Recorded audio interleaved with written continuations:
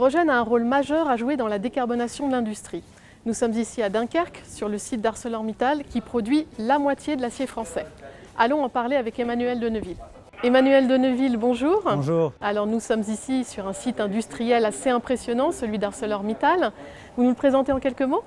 Effectivement, vous êtes sur un site majeur, bienvenue, à Dunkerque, qui produit de l'ordre de 7 millions de tonnes d'acier par an. On est leader mondial de l'acier, on entend bien devenir le leader mondial de la décarbonation de la sidérurgie.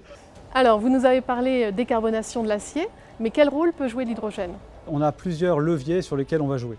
Le premier levier, c'est de jouer à fond ce qu'on appelle la circularité de l'acier. Vous savez sans doute que l'acier est recyclable à l'infini, et typiquement dans la recette avec laquelle on fabrique notre acier, on va doubler la quantité d'acier post-consommation, comme on dit, les aciers usagés. Maintenant, clairement, ça ne suffira pas. On n'aura pas d'acier post-consommation suffisant pour s'appuyer uniquement là-dessus.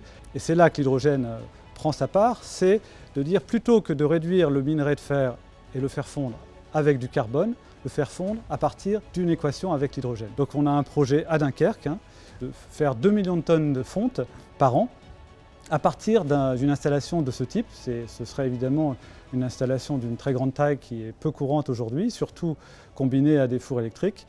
Et ça divise par 3 nos émissions de gaz à effet de serre. Le troisième levier, c'est de dire même quand on a poussé ces solutions, il restera un petit peu de dioxyde de carbone résiduel. Qu'est-ce qu'on fait pour ça? On dit dans les gaz sidérurgiques qui ressortent de nos installations, on va aller capturer les molécules de CO2. Vous nous parlez des projets du site de Dunkerque, mais est-ce que cela fait partie d'une stratégie plus globale ? Alors clairement, le réchauffement climatique est global et notre réponse, c'est l'idée de déployer ensuite ces solutions pilotes un peu partout.